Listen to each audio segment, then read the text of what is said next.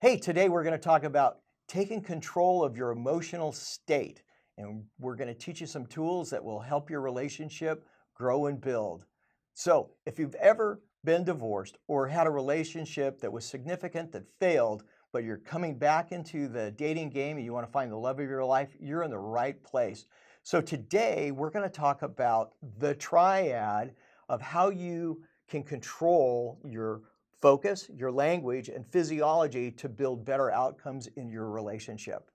So, what do you think, Freddie? How have we used it in our relationship? Well, what happens is when you get like if you get into an argument and or you get triggered, let's just say you don't even argue. He said something or she said something and it's like, "Oh, I don't really like that."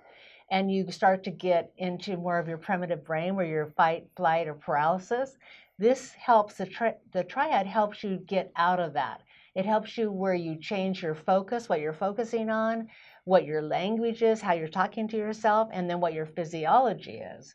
Because people that are depressed, with their physiology, if you look at someone you know is depressed, they look down, their language they're talking to each other is, why does this always happen to me, or it's never going to be okay, and this is awful. And then their physiology is there too, and their focus is about what's wrong.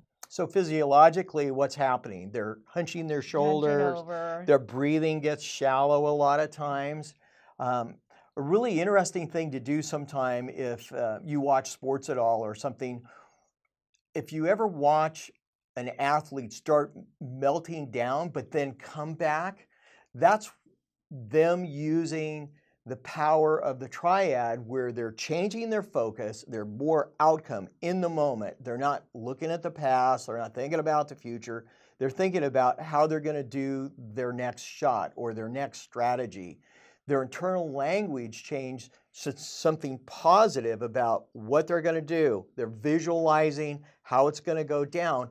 And you can see their physiology of what we would call, a lot of times, you'll go into the Superman pose or the Superwoman pose where you kind of puff up a little bit and you become confident. It's a way to become confident. Sometimes you can clap your hands and just get in that power pose, and the combination of the three, the focus, the language, and the physiology, changes everything. Why that's important is when you're in relationship or even in your career, or things are going to happen, you're going to get hijacked, you're going to get triggered.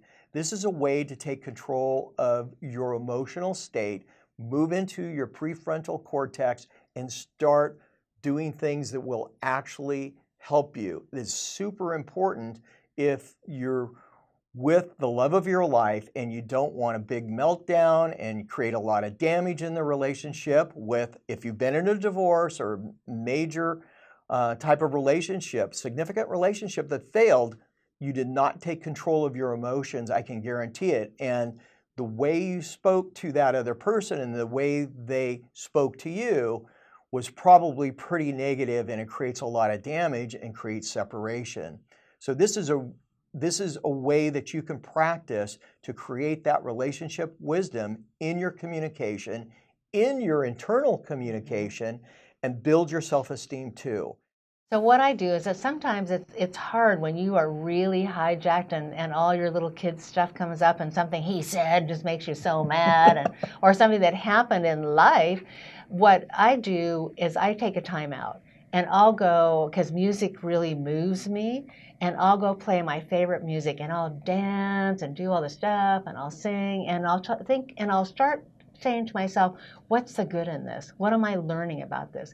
What can I focus on? How can I be present? And then after I've been able to bring myself back up emotionally and physically and my focus, then I will go back and engage. Especially if Wayne and I, because we are very, very careful about not getting into big meltdowns or have Long, fights, dragged out love fights. fights. You We do just not don't want to do do it. that. We don't do it. So that's been really helpful for me. And I just wanted to give you that clue that it's not like sometimes you can't just go, oh, I'm changing my focus and I'm not going to talk about this anymore and all that. It's like, no, you need to take a time out. Right. Yeah, sometimes you just need to disengage. Yeah. But the other thing, if you're going to disengage, a little tip right here is One of the things that I learned from my grandparents and my parents in their communication, which I eventually got to use with Freddie and my other relationships, I didn't really remember this, um, but anyway, it's important to validate that that other person, what they're saying, what they're doing is important to you. You value them, but you just not at a place. But you also say, hey, you're important to me.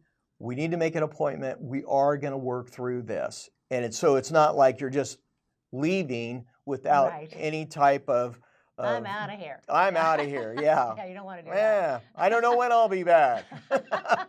I can solve this without you. Yeah, But no. sometimes you just need to validate them and say, hey, we're going to get back together as soon as we cool down and have a little perspective. And that's very, very important in the relationship. It's part of learning relationship wisdom that builds a strong, long-lasting, fulfilling relationship.